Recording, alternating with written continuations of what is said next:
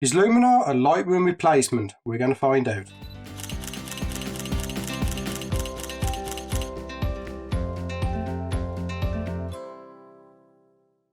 Hello, my name is Stuart Wood and welcome to my YouTube channel. If this is your first time here, then click the subscribe button so you don't miss any free content. Now in this video, we're going to be checking out Luminar. So I would consider Luminar to be the result if Photoshop and Lightroom had a love child together. It's kind of a mixture between the both. Whether it's as good as one or the other, that would be a choice you would have to make up by trying the trial again. There's a link down below if you want to try out the trial. A lot of people are saying that this could be a replacement for Lightroom. So we're going to find out whether it is or not. Now, as you know, with Lightroom, they've dropped support for the standalone version, and you can only really get it by subscription. Particularly if you're using a new camera, then obviously you need the latest version of Lightroom, and some people don't like subscription-based software. The Luminar is a one-off price instead of being subscription, which is a plus point. You only have to pay the once for it. Currently, if you buy Luminar now, you'll be upgraded to the new Luminar, which is coming out on December 18th, that supports libraries. It's one of the functions that's missing out of Luminar that Lightroom has, and that is the ability to organise your photos. That's one reason why I'm not fully using Luminar at the moment, is because I use Lightroom mostly to organise my files, but that is coming in the December 18th update. When we first open Luminar, we're presented with this window. So what we're going to do is we're going to open up an image, and I'm going to use one of the spider images that we use for the water drop hats. So we're going to process one of those images using Luminar. Okay, so we have the usual menu structure, file, edit, image, you can rotate, layers, filters, tools, all that usual stuff, okay?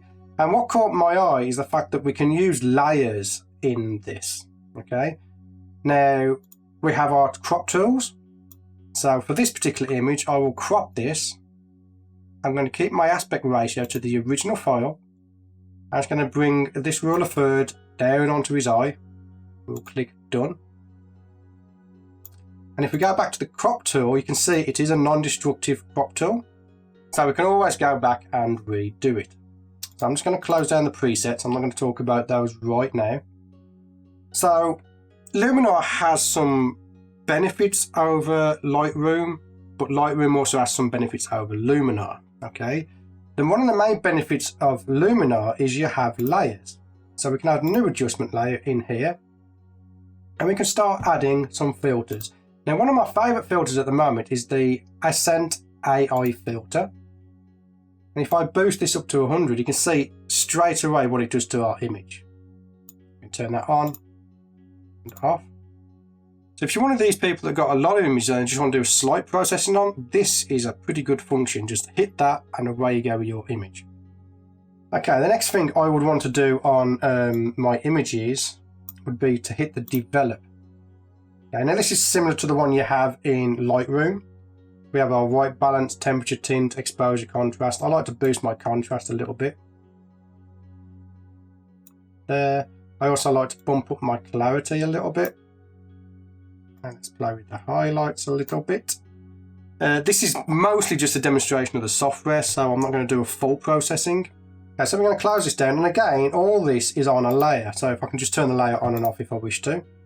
You can put these on individual layers if you want to. I'm just going to put them all in one layer for now.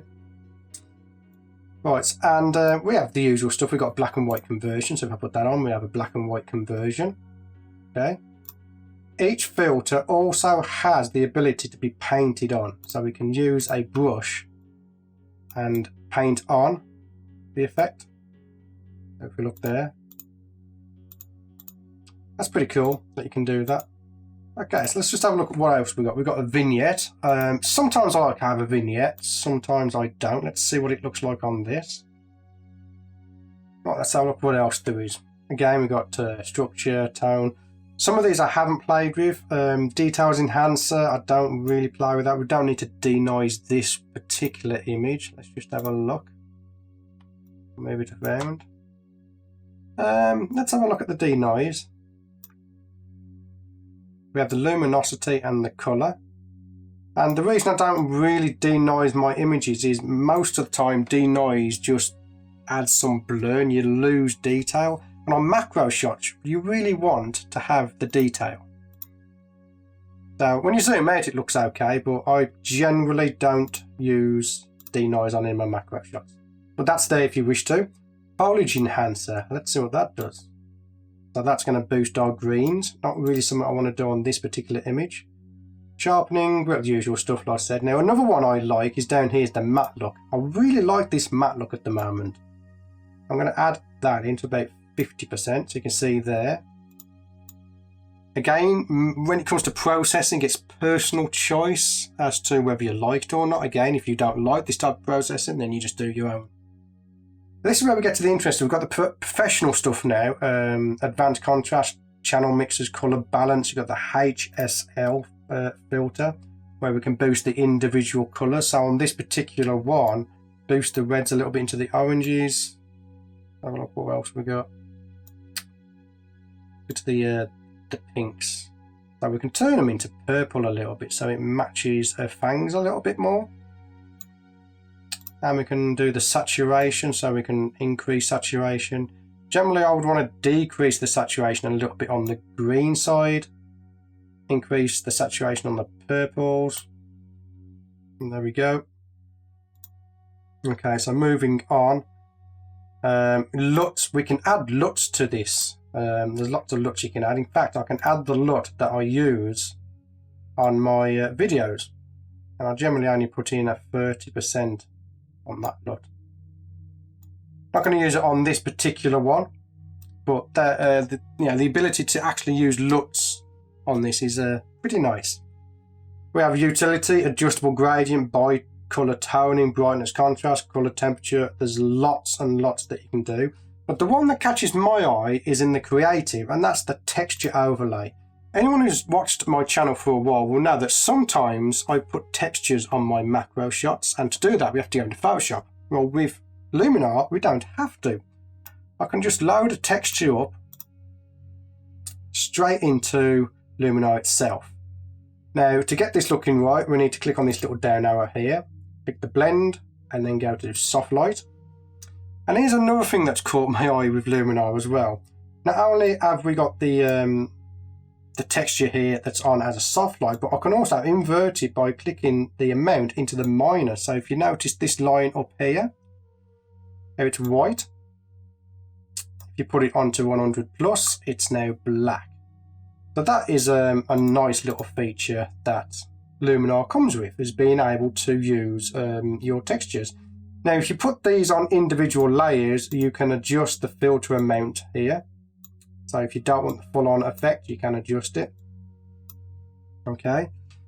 So what we can do now is if we come back to this original layer here, which is our original image, we can do some clone stamping.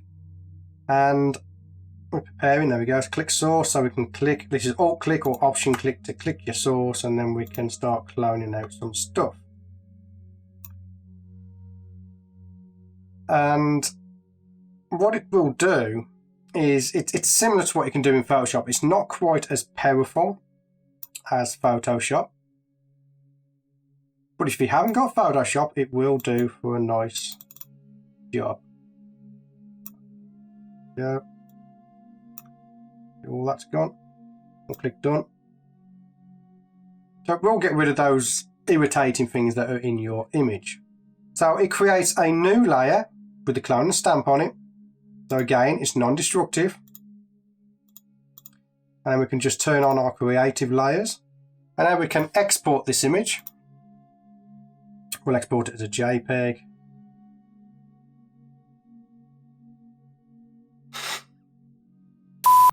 So now that's done, what I'm going to do, I'm just going to remove the filters catalog.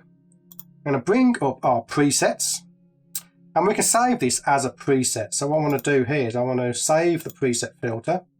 We'll call it Water Hat 2. I believe we already have one. Create. And these are our presets. Now it comes with a bunch of presets.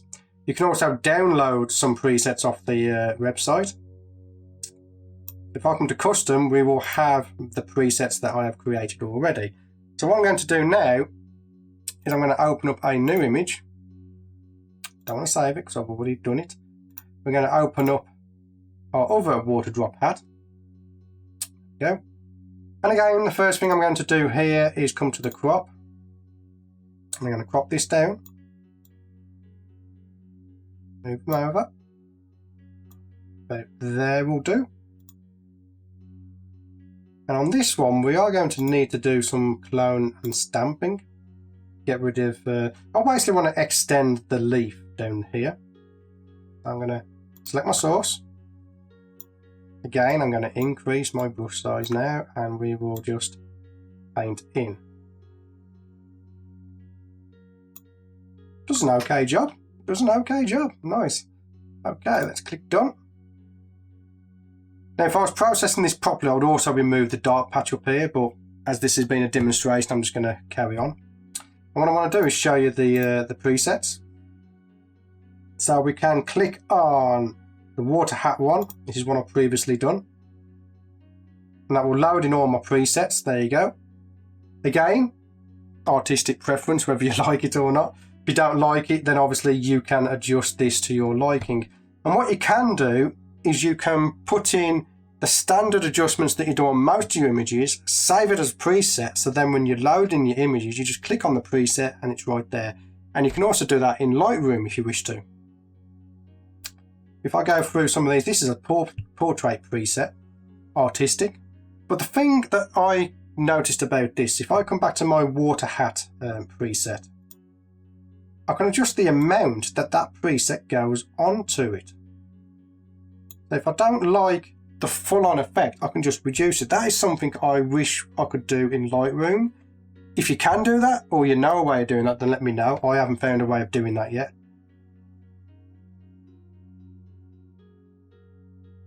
Also, if you buy Luminar now, you can take advantage of some pretty damn good offers. We've got some gift vouchers from Manfrotto and Gitzo, free video tutorials by Dan Cordan, Viewbug membership for 3 months. But the two that caught my eye is this one here. First of all, you can get a free ebook from Rocky Nook worth a value of up to $40. There is an ebook on there from macro photography, which I brought. I'm going to have a little read of that later. And also, you can get 2 months free membership to Kelby One. All this for £53. That's Luminar 2018, an alternative to Lightroom. I don't think that yet it's a replacement for Lightroom, as it's missing the camera calibration tab, which I use a lot on my images, and it's also missing libraries. However, as I've said previously at the beginning of this video, on December 18th, libraries is being added to it, and that is called Luminar 3. Now, if you buy Luminar 2018, you will be automatically upgraded to the new Luminar when it comes out in December 18th. If you wish to buy it, you can save $10 by using the coupon code WOOD.